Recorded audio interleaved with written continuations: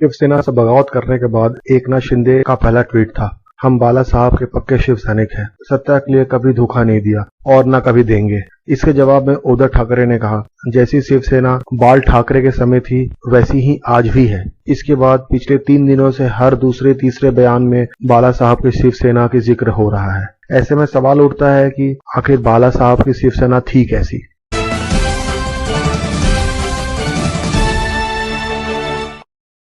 60 के दशक में मुंबई में बड़े कारोबार पर गुजरातियों का कब्जा था, वहीं छोटे कारोबार में दक्षिण भारतीय और मुस्लिमों की हिस्सेदारी काफी थी, यानी मुंबई में मराठियों के लिए काफी कम स्कोप था। इसी समय एंट्री होता है बाला साहब की। ठाकरे इस मुद्दे को भुनाते हैं और मराठी मानूस की बात करते हुए 1996 में शिवसेना का गठन करते हैं। मुंबई में उस समय मराठियों का आबादी लगभग 43% थी, लेकिन बॉलीवुड से लेकर बिजनेस और नौकरियों में उनकी संख्या काफी कम थी। उधर 14% आबादी वाले गुजरातियों का यह बड़े बिजनेस के क्षेत्र में बोलबाला था, वहीं छोटे कारोबारों और नौकरियों में 9% की आबादी वाले दक्षिण भारतीयों का दबदबा था। उस समय नौकरियों का अभाव था और बाल ठाकरे ने 1996 में मैनिफेस्टो में दावा किया कि दक्षिण भारतीय लोग मराठियों की नौकरियां छीन रहे हैं। उन्हें मराठी बोलने वाले स्थानीय लोगों को नौकरियां की तरजीह देने के लिए मांग को लेकर आंदोलन शुरू कर दिया। उन्होंने दक्षिण भारतीय के खिलाफ पुंगी बजाओ और लुंगी हटाओ अभियान चलाया था। ठाकरे तमिल भाषा का उपहास करते हुए उन्हें यंगुड्डू कहते थे। वे अपनी पत्रिका मार्मिक के हर एक अंग में उन दक्षिण भारतीय लोगों का नाम छपा करते थे जो मुंबई में रहकर नौकरी कर रहे थे और जिनकी वजह से स्थानीय लोगों को नौकरी नहीं मिल पा रही थी।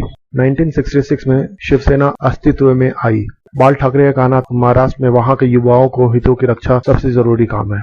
बाल ठाकरे ने संगठन बनाने के लिए हिंसा का सहारा लेना शुरू कर दिया। धीरे धीरे मुंबई के हर इलाकों में स्थानीय दबंग युवा शिवसेना में शामिल होने लगे। एक गॉडफादर की तरह बाल ठाकरे हर झगड़े सुलझाने लगे। धीरे धीरे मुंबई म्युनिसिपल कॉर्पोरेशन चुनाव में पार्टी का प्रदर्शन बेहतर हो रहा था, लेकिन पार्टी को बड़ी कामयाबी नहीं मिल रही थी। इस बार ठाकरे ने मराठी मानूस के साथ कट्टर हिंदुत्व और आइडियोलॉजी अपनाई। 80 और 90 के दशक में शिवसेना को इसका फायदा भी मिला। मुंबई के विलेपार्ले विधानसभा सीट के लिए दिसंबर 1987 में हुए उपचुनाव में पहली बार शिवसेना ने हिंदुत्व का आक्रामक प्रचार किया था। पहली बार गर्व से कहो हम हिंदू हैं, ये घोषणा चुनावी अखाड़े में की गई। इस चुनाव में एक्टर मिथुन चक्रवर्ती और नाना पाटेकर ने शिवसेना के उम्मीदवार का प्रचार किया था। इस चुनाव में हिंदुत्व के नाम पर वोट मांगने के बाद चुनाव आयोग ने ठाकरे से 6 साल के लिए मतदान का अधिकार छीन लिया था। 2006 में शिवसेना के 40वें स्थापना दिवस पर बाल ठाकरे ने मुसलमानों को एंटी नेशनल बताया था। साथ ही सोनिया गांधी के आर्म्ड फोर्सेस में मुस्लिम के लिए आरक्षण के प्रस्ताव का विरोध किया था। उन्होंने शंख नंदन हॉल में आयोजित एक समारोह में मुसलमानों को हरा जहर कहा था।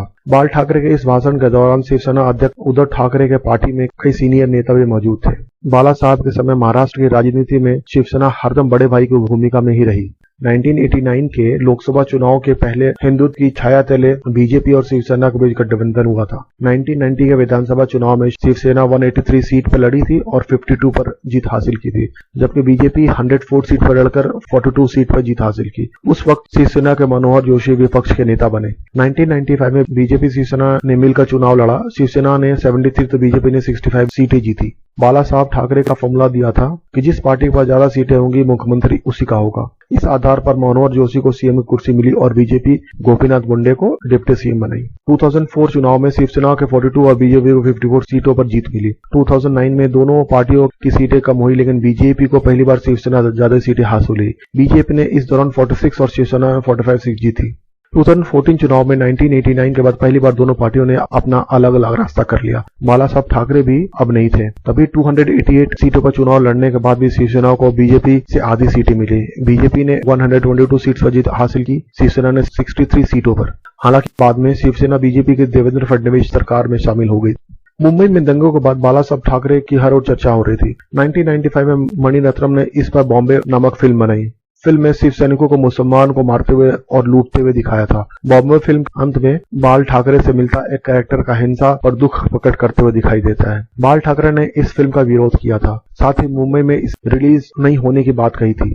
फिल्म के प्रोड्यूसर अमिताभ बच्चन थे। अमिताभ और बाल ठाकरे के बीच अच्छी दोस्ती थी। फिल्म पर बात करने के लिए अमिताभ ठाकरे के पास गए। अमिताभ ने उनसे पूछा, क्या शिव सैनिकों को दंगाई के रूप में दिखाना उन्हें बुरा लगा? ठाकरे का जवाब था, बिल्कुल भी नहीं। मुझे जो बात बुरी लगी थी वो दंगे पर ठाकरे के कैरेक्टर का दुख प्रकट करना था। मैं कभी किसी चीज पर दुख प्रकट नहीं करता। एक बार तो सचिन तेंदुलकर भी ठाकरे के गुस्से का शिकार हो गए थे। नवंबर 2009 में क्रिकेटर सचिन तेंदुलकर को बाल ठाकरे का गुस्सा का शिकार बनना पड़ा। दरअसल सचिन ने कह दिया था, मुंबई पर सभी भारतवासियों का बराबर का हक है।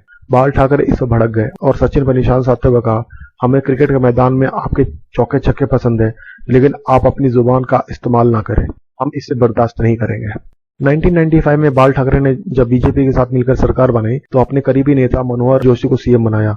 इस दौरान बाल ठाकरे ने कहा था कि इस सरकार का रिमोट कंट्रोल मेरे पास रहेगा। बाल ठाकरे का कहना था, मैं जिस तरह चाहूं सरकार को उस तरह चलाऊंगा। कहा जाता है बाला साहब ठाकरे के समय महाराष्ट्र की राजनीति में वही होता था जो वो कहते थे। यदि सत्ता में बैठा व्यक्ति बाल ठाकरे की बात नहीं मानता तो उन्हें चाहने वाले इतने लोग थे कि वो अपने तरीके से मनवा लेते थे। इसके लिए कभी वो सत्ता में खुद नहीं आए। शिवसेना में पहली बगावत छगन भुजबल ने करवाई थी। शिवसेना को पहली बगावत 99 में देखने को मिली, जब बाल ठाकरे के करीबी रहे छगन भुजबल ने शिवसेना के 52 में से 17 विधायकों के साथ बगावत कर दी थी।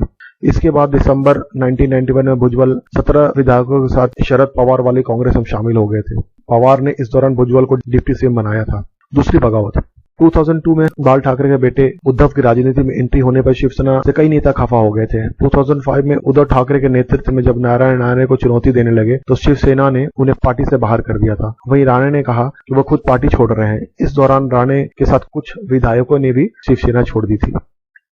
इसी के साथ हम आज की खबर को समाप्त करते हैं। अगर हमारा वीडियो आपको पसंद आया हो तो कृपया हमारे चैनल को लाइक, शेयर और सब्सक्राइब करें। चलिए फिर मिलते हैं अगले वीडियो में किसी नए टॉपिक के साथ। धन्यवाद।